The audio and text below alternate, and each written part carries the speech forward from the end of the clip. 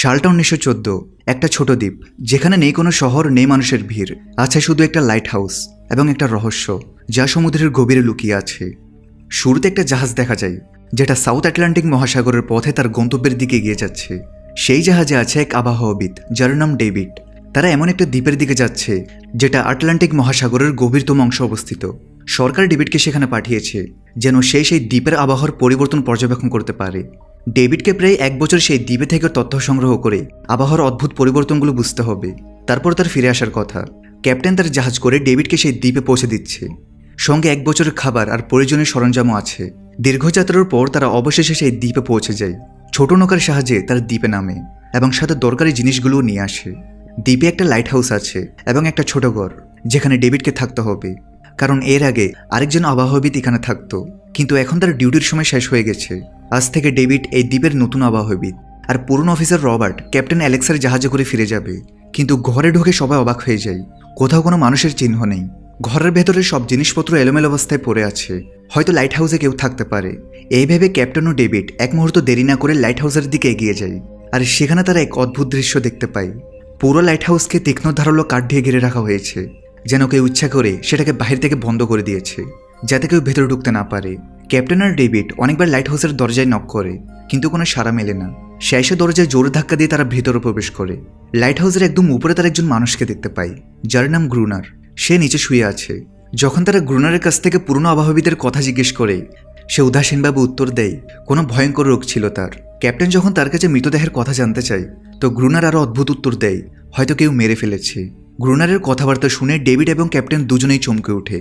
তারা ভাবে হয়তো গ্রুনারের মানসিক অবস্থা ঠিক নেই, কিন্তু পুরনো অফিসারের আসল খবর না পাওয়া পর্যন্ত তারা কিছু করতে পারে না। ক্যাপ্টেন ডেভিডকে বলে চাইলে সে এখনই তাদের ঘরে ফিরে যেতে পারে, কিন্তু ডেভিড জানতো যদি সে সরকারকে এই দ্বীপের সঠিক আবহাওয়ার রিপোর্ট দিতে পারে তাহলে সে ভালো টাকা পাবে। তাই সে ঠিক করে সে এই দ্বীপেই থাকবে। ক্যাপ্টেন ডেভিডকে একটা বন্দুক দেয় আত্মরক্ষার জন্য, কারণ জায়গাটা যতটা নিরাপদ দেখাচ্ছে বাস্তবে ততটা নাও হতে পারে। ক্যাপ্টেন চলে যাওয়ার পর ডেভিড ঘরটাকে বাসযোগ্য করে তোলে। ঘরের এক ডোরে সে একটা ডায়েরি পায়। ডায়েরিতে দ্বীপ সম্পর্কে অনেক কিছু লেখা আছে, কিন্তু সব স্পষ্ট না, কিছু লেখা অসম্পূর্ণ। ডেভিড মনোযোগ দিয়ে প্রতিটি লাইন পড়তে থাকে।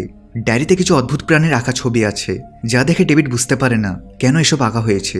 হয়তো সে অফিসার একা থাকতো, তাই সময় কাটাতে এসব এঁকেছে। ডায়েরির এক পাতায় তার স্ত্রীর ছবিও আছে। ডেভিড সেই ডায়েরি পড়তে পড়তে ক্লান্ত হয়ে পড়ে এবং ধীরে ধীরে তার চোখ বন্ধ হয়ে আসে। পরদিন সকালে ডেভিড তার কাজ শুরু করে, কিন্তু সমুদ্রের ধারে যেতেই তার পা থমকে যায়। পাথরের মধ্যে কিছু পাথর অদ্ভুতভাবে সাজানো আছে, আর তাদের মাঝে কিছু সামুদ্রিক শ্বাস রাখা আছে অদ্ভুত এক প্যাটার্নে। ডেভিড ভাবে হয়তো এগুলোর গ্রুনারের কাজ। এই ভেবে সে তার মূল কাজে ফিরে যায়, অর্থাৎ আবহাওয়ার ডাটা সংগ্রহের কাজ, যার জন্য সে এখানে এসেছে। কাজের মাঝে ডেভিড দূরবীন দিয়ে লাইট হাউসের দিকে তাকিয়ে দেখে গ্রুনারের সঙ্গে আরেকজন মানুষ আছে, কিন্তু পরে সে ভাবে হয়তো সেটা কল্পনা। রাত হয়ে যায় আর ডেভিড তার কাজ নিয়ে ব্যস্ত। হঠাৎ দরজায় নক হয়। সে ভাবে হয়তো গ্রুনার এসেছে। সে গ্রুনারকে তার নাম ধরে ডাক দেয়, কিন্তু কোনো উত্তর আসে না। হাতে ল্যাম্প নিয়ে যখনই ডেভিড সামনে এগোয়, তার কানে অদ্ভুত কিছু শব্দ ভেসে আসে। এরপর সে দেখে দরজার নিচ দিয়ে এক অদ্ভুত প্রজাতির প্রাণীর হাত ভেতরে ঢুকতে চাচ্ছে। সে হাত মানুষের না। ডেভিড ভয় পেয়ে যায়। সে দৌড়ে বেসমেন্টে চলে যায় এবং সেখানে গিয়ে লুকিয়ে পড়ে। কিছুক্ষণের মধ্যেই সে রহস্যময় প্রাণী ঘরে ঢুকে পড়ে এবং সে চুপি চুপি ডেভিডকে খুঁজতে থাকে। বেসমেন্টের দেয়ালের ফাটল দিয়ে সে প্রাণীর ভয়ানক চোখ ডেভিডকে এক দৃষ্টিতে দেখতে থাকে। ডেভিড সঙ্গে সঙ্গে একটা ছুরি তুলে নেয়, আর যখনই চোখটা ফাটলের সামনে আসে সে পুরো শক্তিতে ছুরি ঢুকিয়ে দেয়। প্রাণীটা চিৎকার করে পালিয়ে যায়, কিন্তু সেই যে আবার ফিরে আসবে এই সম্ভাবনা একেবারে উড়িয়ে দেওয়া যায় না। ডেভিড শক্ত করে বেসমেন্টের দরজা বন্ধ করে এবং রশি দিয়ে শক্ত করে বেঁধে দেয়। ডেভিড ভয়ে ভয়ে পুরো রাতটা সেখানেই জেগে কাটায়। পরদিন সকালে যখন ডেভিড ঘরের বাইরে বেরোয়, তখন সে বালির উপর কিছু চিহ্ন দেখতে পায়। সেই পায়ের ছাপগুলো মানুষের মতো না। সে স্পষ্ট বুঝতে পারে এটা কোনো মানুষের কাজ নয়। চিহ্নগুলো সোজা সাগরের দিকে গিয়ে শেষ হয়ে গেছে। এবার ডেভিড সব বুঝতে পারে কেন গ্রুনার লাইট হাউসের চারপাশে ধারালো কাঠ পুঁতে রেখেছে। নিশ্চয়ই সে অদ্ভুত প্রজাতির প্রাণী এখানে আসতো। আর এখন ডেভিড বুঝতে পারে এই ঘর তার জন্য একেবারে নিরাপদ নয়। হয়তো সেই প্রাণী আবার আজ রাতে ফিরে আসবে। ডেভিড ডোরে লাইট হাউসের দিকে যায় এবং গ্রুনারকে চিৎকার করে বলে, দরজা খোলো, আমাকে ভেতরে ঢুকতে দাও। কিন্তু গ্রুনার তাকে ঢুকতে দেয় না, বলে তোমার তো সেই জাহাজে ফিরে যাওয়া উচিত ছিল। হতাশ হয়ে ডেভিড ফিরে আসে, কিন্তু এখন তাকে নিজের বাড়িটাকে নিরাপদ বানাতে হবে। সে প্রতিটা জানলায় কাঠ লাগিয়ে সিল করে দেয় আর চারপাশে ধারালো কাঠের বেড়া দেয়, আর দরজার সামনে পুরনো কাগজ আর বইপত্র রেখে তার উপরে তেল ছড়িয়ে দেয়, যেন সে প্রাণী ফিরে এলে আগুন দেখিয়ে তাড়ানো যায়। কিন্তু একটা সত্য তখনও ডেভিড জানতো না, আর সেটা সে আজ রাতে জানতে চলেছে। ছোট্ট একটা ব্রেক দিয়ে আবার মূল ভিডিওতে ফিরে যাচ্ছি। OneXBet হচ্ছে বর্তমান বিশ্বের অন্যতম জনপ্রিয় বিশ্বস্ত অনলাইন বুকমেকার প্ল্যাটফর্ম, যার অফিসিয়াল পার্টনার হচ্ছে সিরিয়া এবং পিএসজি। তাই এই অ্যাপ খুবই সহজ, মজার এবং লাভজনক, সাথে জেতার সম্ভাবনা অনেক বেশি। মাত্র কিছু টাকা ডিপোজিট করে তুমি প্রবেশ করতে পারো এক বিশাল এন্টারটেনমেন্ট দুনিয়ায়, যেখানে রয়েছে লাইভ ইভেন্ট দেখা, টান উত্তেজনা এবং দ্রুত আয় করার অসাধারণ সুযোগ। OneXBet-এ তুমি রেজিস্ট্রেশন করার সময় আমার প্রোমো কোড MND10 ব্যবহার করলেই পেয়ে যাবা 200% বোনাস, সর্বোচ্চ 26,000 টাকা পর্যন্ত। আর উপার্জিত অর্থ তুমি সহজেই তুলতে পারবে তোমার মোবাইল ওয়ালেটে, যেমন বিকাশ, নগদ কিংবা রকেটের মাধ্যমে মাত্র কয়েক মিনিটেই। এছাড়াও এখন চলছে OneXBet-এর বিশাল একটি প্রমোশন, যেখানে তুমি জিতে নিতে পারো স্বপ্নের গাড়ি, বাইক, এমনকি নগদ 1 কোটি টাকা পর্যন্ত। কিন্তু অফারটি সীমিত সময়ের জন্য, তাই সুযোগ হাতছাড়া করো না। তাই আর দেরি না করে এখনই নিচের পিন করা কমেন্ট ফলো করো এবং আমার প্রোমো কোড MND10 ব্যবহার করে রেজিস্ট্রেশন করে নাও। আর কিছু টাকা ডিপোজিট করে হারিয়ে যাও এক নতুন ও রোমাঞ্চকর জগতে। ভাগ্যক্রমে সে ঘরের ভেতর একটা পুরনো বক্স পায়। সে বক্সের ভেতর আছে একটা গান আর অনেকগুলো বুলেট। এটা দেখে তার কিছুটা সাহস আসে, কিন্তু ভয় তখনও কাটেনি। সন্ধ্যা নামতেই চারপাশের রাতের অন্ধকারে ঢেকে যায়। ডেভিড গান হাতে নিয়ে ঘরের এক কোণে চুপচাপ বসে থাকে। তার শ্বাস প্রশ্বাস দ্রুত হয়ে উঠেছে। হঠাৎ একটা অদ্ভুত শব্দ তার কানে আসে, আর ডেভিড যখন জানালার দিকে এগিয়ে যায় তখন মনে হয় তার পায়ের তলা থেকে মাটি সরে গেছে। শুধু একটা নয়, পানির মধ্যে থেকে অনেকগুলো অদ্ভুত সেই প্রাণী উঠে এসেছে এবং সবগুলো ডেভিডের ঘরের দিকে এগিয়ে আসছে। অল্প সময়ের মধ্যেই তারা দরজা ভাঙার চেষ্টা করতে থাকে। ডেভিড সঙ্গে সঙ্গে গুলি ছোড়া শুরু করে। কিছু প্রাণী পড়ে যায়, কিন্তু বাকির আরও হিংস্র হয়ে ওঠে, আর তারা এবার ঘরের ভিতরে ঢোকার জন্য মরিয়া হয়ে ওঠে। তাদের সংখ্যা বাড়তেই ডেভিড সময় নষ্ট না করে দরজার সামনে রাখা কাগজ আর বইয়ের মধ্যে আগুন ধরিয়ে দেয়। আগুন দেখে সে প্রাণীগুলো ভয় পেয়ে আবার সাগরে ফিরে যায়। কিন্তু এবার সে আগুন ছড়িয়ে পড়ে ডেভিডের ঘরের ভেতর। ঘরে আগুন লেগে যায়, আর যেহেতু ঘরটা পুরো কাঠের তৈরি, তাই আগুন বিদ্যুতের মতো ছড়িয়ে পড়ে। ডেভিড একটা চাদর জড়িয়ে নিজেকে বাঁচিয়ে গেট ভেঙে বাইরে বেরিয়ে আসে এবং লাইট হাউসের পাশে একটা বিশাল পাথরের আড়ালে লুকিয়ে পড়ে। তার ডান হাতটা মারাত্মকভাবে পুড়ে গেছে। ভাগ্যক্রমে তখনই বৃষ্টি শুরু হয় এবং আগুন ধীরে ধীরে নিভে যায়। কিন্তু পুরো রাত বৃষ্টির পরেও সকালে দেখা যায় ডেভিড আর ঘর বাঁচাতে পারেনি। পুরো ঘর পুরো ছাই হয়ে গেছে। এখন ডেভিড যদি বাঁচতে চায় তাহলে তাকে লাইট হাউসে আশ্রয় নিতে হবে। সে তার রাইফেল তুলে নেয় আর লাইট হাউসের পাশে পাথরের ফাঁকে লুকিয়ে থাকে। তার উদ্দেশ্য হলো তাকে গান পয়েন্টে ধরে লাইট হাউসের ভেতরে ঢোকা। কিন্তু হঠাৎই গ্রুনার তার দিকে গান তাক করে, আর ঠিক তখনই একটা অদ্ভুত প্রাণী, যেটা গ্রুনারের পাশে ছিল, হঠাৎ করে ডেভিডের উপর হামলা চালায়। সেই প্রাণীটা আসলে গ্রুনারের রক্ষক। গ্রুনার সঙ্গে সঙ্গে ডেভিডকে থামায় এবং বলে সে আমার পোষা প্রাণী। ডেভিড গুলি চালায় না, কিন্তু একটা শর্ত রাখে, যদি বেঁচে থাকতে চাও তাহলে লাইট হাউসে থাকতে দিতে হবে। তার কাছে 1 বছরের জন্য যথেষ্ট গান পাউডার এবং এত খাবার আছে যাতে দুজনে বেঁচে থাকতে পারবে। গ্রুনার কিছুক্ষণ চুপ করে থাকে, তারপর ধীরে ধীরে সম্মতি দেয়। সন্ধ্যার আগেই তারা বেঁচে থাকা খাবারগুলো নিয়ে লাইট হাউসে ফিরে আসে। পরদিন সকালে সেই প্রাণীটা চুপচাপ ডেভিডের হাত চাটতে থাকে। ডেভিড তখন গভীর ঘুমে, আর কিছুক্ষণের মধ্যেই তার হাত অনেকটা সেরে ওঠে। এই ঘটনায় ডেভিড অনেক শকড হয়ে যায়, কিন্তু যা চোখের সামনে ঘটছে তা বিশ্বাস করা কঠিন। লাইট হাউসের টপে ডেভিড দেখে গ্রুনার সেই বুলেটগুলো গুনে নিচ্ছে, যেগুলো সে বন্দুক থেকে পেয়েছে, আর সেই প্রাণীটা নিজস্ব উপায়ে তাকে সাহায্য করছে। এর মানে দাঁড়ায় এই প্রাণীটা হিংস্র নয়।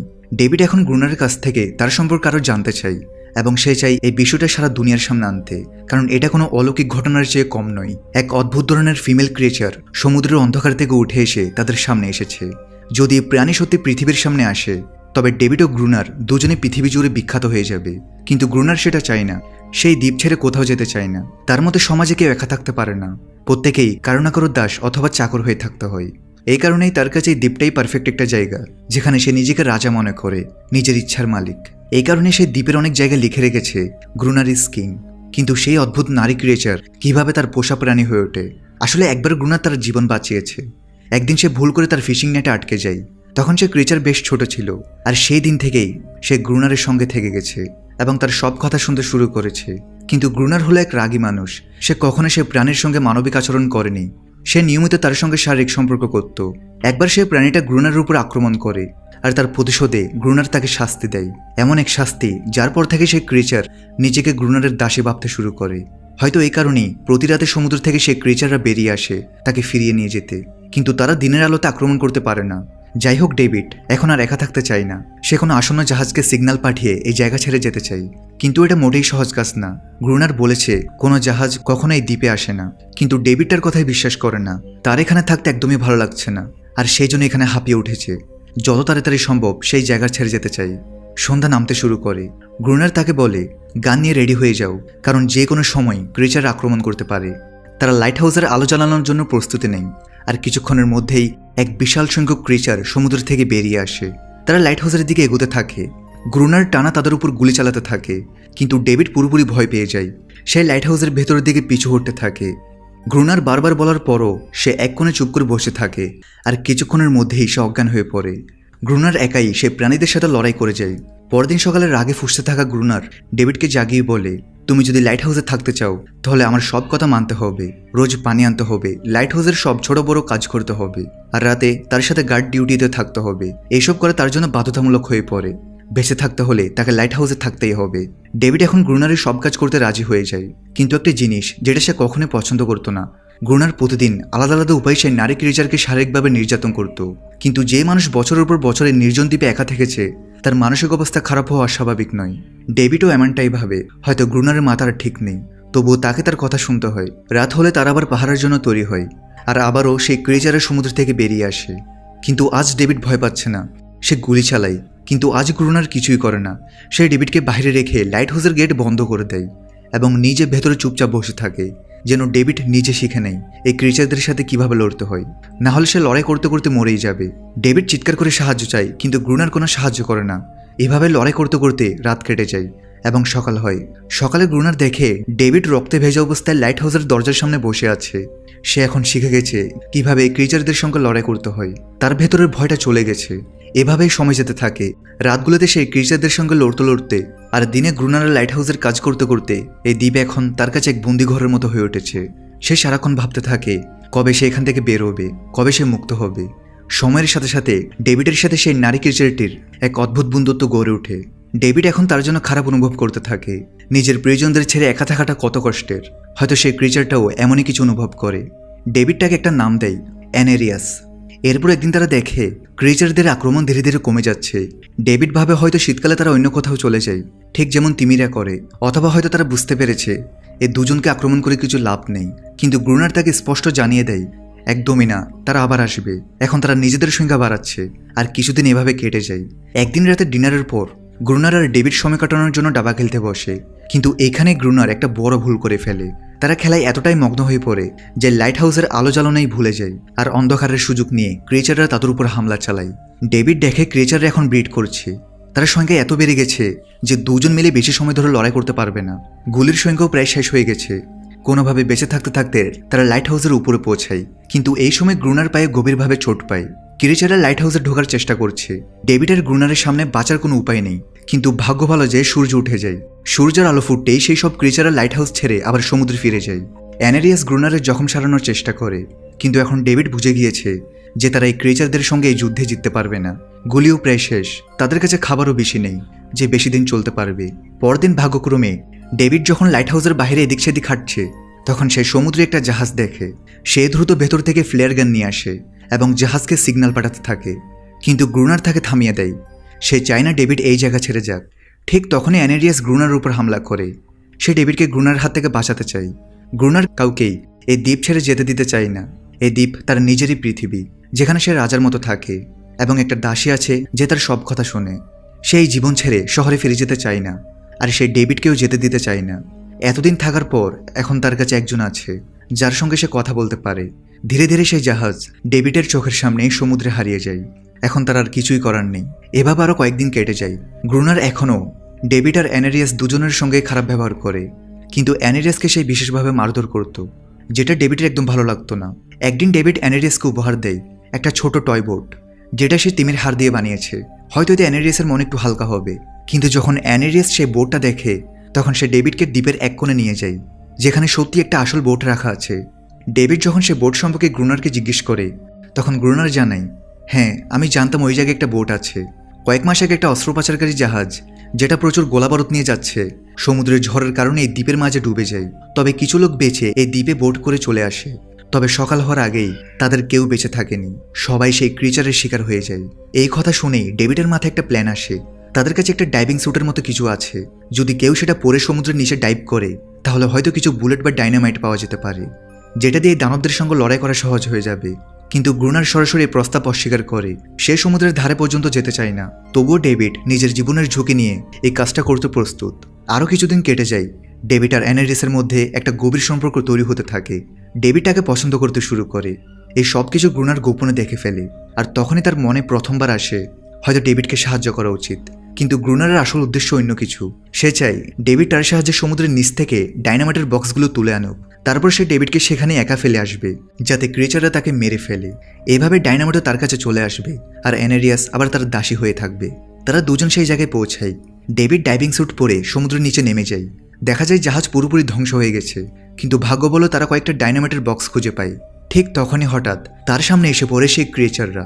ডেভিড ভয় পেয়ে যায় এবং পড়ে যায়। আয়রন ডাইভিং স্যুট এত ভারী যে ডেভিড একদম নড়তেই পারছে না। সে গ্রুনারকে উপর থেকে কোনো সিগন্যালও পাঠাতে পারছে না। গ্রুনারও ভেবেছে সেই সমস্ত প্রাণীরা হয়তো ডেভিডকে মেরে ফেলেছে, কিন্তু বাস্তবে পানির নিচে শুধু দুইটা ক্রিয়েচারের ছোট বাচ্চা ছিল। ডেভিড পানির নিচে চাপ তৈরি করে তার ডাইভিং স্যুটটা সেখানেই ফেলে দেয় এবং নিজেই সাঁতরে উপরে চলে আসে। তারা সেখানে কিছু পুরনো বক্স খুঁজে পায় যেখানে ডাইনামাইট রাখা আছে। তারা লাইট হাউসের চারপাশে দুইটা স্তরে ডাইনামাইট বসিয়ে দেয় যাতে পরবর্তী আক্রমণে একেবারে সব মনস্টারদের শেষ করে ফেলা যায়। কয়েক মাস কেটে যায়, তুষার পড়া শুরু হয়েছে, কিন্তু সে প্রাণীরা আবার অদৃশ্য হয়ে যায়। আক্রমণ বন্ধ হয়ে যায়। এখন তাদের প্রধান কাজ হয়ে দাঁড়ায় লাইট হাউস চালু রাখা এবং আগের মতো নজরদারি করা। গ্রুনারের সব ধৈর্য এবার ভেঙে যায়। সে ভাবে হয়তো অ্যানেরিয়াস সেই ডাইনামাইটের প্ল্যানের কথা প্রাণীদের বলে দিয়েছে, তাই তারা এখন আর আক্রমণ করছে না। রাগে পাগল হয়ে গ্রুনার অ্যানেরিয়াসকে মারতে শুরু করে, কিন্তু ডেভিড তাকে থামিয়ে দেয়। শেষমেশ তারা দুজন মিলে একটা নতুন পরিকল্পনা করে যে তারা লাইট হাউসের প্রধান দরজা খোলা রাখবে, যেন প্রাণীরা ঢুকলে ডাইনামাইটের বিস্ফোরণ ঘটানো যায়। কিছুক্ষণ পরে সেই প্রাণীরা সমুদ্র থেকে বের হতে শুরু করে আর তারা সোজা প্রধান দরজার দিকে এগিয়ে যায় এবং ভেতরে ঢুকেই তারা ডেভিডের উপর হামলা করে। ডেভিড সাহস দেখিয়ে সেই মনস্টারদের সাথে লড়াই করতে শুরু করে। যখন সেই প্রাণীরা লাইট হাউসের কাছে পৌঁছায় তখন গ্রুনার ডাইনামাইটের লিভার টিপ দেয়, কিন্তু বিস্ফোরণ হয় না। ডেভিড আগে থেকেই তার সংযোগ বিচ্ছিন্ন করে রেখেছে এবং সে সেটা আবার জোড়া দিতে ভুলে গেছে। ডেভিড দ্রুত দৌড়ে উপরে উঠে যায় এবং ডাইনামাইটের তারগুলো সংযুক্ত করতে শুরু করে। ততক্ষণে প্রাণীরা লাইট হাউস বেয়ে উপরে উঠতে শুরু করেছে, যাদের থামানোর চেষ্টা গ্রুনার একাই করে যাচ্ছে। যখনই কানেকশন দেওয়া হয় ডেভিড প্রথম স্টোরের বিস্ফোরণ ঘটায় আর অনেক প্রাণী বিস্ফোরণে মারা যায়। কিন্তু তখনও বহু মনস্টার লাইট হাউসে হামলার জন্য প্রস্তুত, তাই গ্রুনার দ্বিতীয় স্টোরের বিস্ফোরণ ঘটায় আর এই ভয়াবহ বিস্ফোরণে তারা দুজনে অজ্ঞান হয়ে পড়ে। পরদিন সকালে যখন তাদের জ্ঞান ফিরে তখন তারা দেখে অ্যানেরিয়াস সেখানে নেই। চারপাশে মৃত সেই প্রাণীদের লাশ ছড়িয়ে ছিটিয়ে আছে, যেখানে কিছু জীবিত কিন্তু আহত। তাদের গ্রুনার একে একে মেরে ফেলে। তখনই ডেভিডের চোখে পড়ে মৃত এক প্রাণীর গলায় একটা নেকলেস ঝুলছে, আর সেই মুহূর্তেই ডেভিড উপলব্ধি করে তার সবচেয়ে বড় ভুল হয়েছে। আসলে প্রাণীরা হিংস্র না, তারা মানুষের মতোই সভ্য, শুধু তারা মানুষের মতো কথা বলতে পারে না। সম্ভবত তারা লাইট হাউসে কোনো কারণে আক্রমণ করছে, কিন্তু গ্রুনারের কাছে সব অর্থহীন। তার কাছে সেই দ্বীপের রাজা, আর সবাইকে তার আদেশ মানতে হবে। এরপর আর কোনোদিনও সে প্রাণীরা সেভাবে আক্রমণ করতে পারেনি। তবে প্রতিদিন সমুদ্রের তীর থেকে কান্নার আওয়াজ ভেসে আসতো। ডেভিড বুঝতেই পারেনি সে কত বড় ক্ষতি করে ফেলেছে, কত পরিবার ভেঙে গেছে, কত শিশু আপনজন হারিয়েছে শুধুমাত্র একটা ভুল বোঝাবুঝির জন্য। পরদিন ডেভিড দেখতে পায় কিছু ছোট বাচ্চা ঘুরে বেড়াচ্ছে যারা তাদের পরিবার হারিয়েছে। ডেভিড পাথরে দিয়ে একটা গোল বৃত্ত বানায় এবং তার মাঝখানে সেই ছোট খেলনার নৌকাটা রাখে যাতে অ্যানেরিয়াস ফিরে আসে। কিন্তু সে যতই অপেক্ষা করুক অ্যানেরিয়াস আর কখনো ফিরে আসেনি। একদিন সকালে ডেভিড দেখে গ্রুনার অজ্ঞান হয়ে পড়ে আছে। তার চারপাশে কিছু পুরনো জিনিসপত্র ছড়িয়ে ছিটিয়ে আছে, আর তার মধ্যে আছে একটা পুরনো ছবি। আর যখনই ডেভিড সেই ছবি দেখে তখন সে অবাক হয়ে যায়। এই সেই মেয়েটা যার ছবি সে প্রথম দিন গ্রুনারের ডায়েরিতে দেখেছে। সেই মেয়েটা আসলে আর কেউ নয় বরং গ্রুনারের স্ত্রী। আর গ্রুনার আসলে একসময় এই লাইট হাউসের একজন আবহাওয়া কর্মকর্তা ছিল, যে প্রায় 1 বছর আগে এই দ্বীপে আসে। তার আসল নাম রবার্ট, কিন্তু সে নিজের নাম বদলে ফেলে কারণ সে আর কখনো দ্বীপ ছাড়তে চায়নি। এইসব দেখে ডেভিডও আশা ছেড়ে দেয় যে সে আর কোনোদিনও এই দ্বীপ ছেড়ে যেতে পারবে না। পরদিন বিকেলে ডেভিড সমুদ্রের তীরে গিয়ে দেখে সেই বৃত্তের মাঝে রাখা ছোট নৌকাটা আর সেখানে নেই। কিন্তু ঠিক সেই জায়গায় সে দেখতে পায় একটা ছোট প্রাণী যার হাতে সেই নৌকাটা আছে। ডেভিড তার টর্চ লাইটটা বৃত্তের মাঝখানে ফেলে দেয় কারণ সে বোঝাতে চাচ্ছে যে তার যুদ্ধ করার কোনো ইচ্ছা নেই।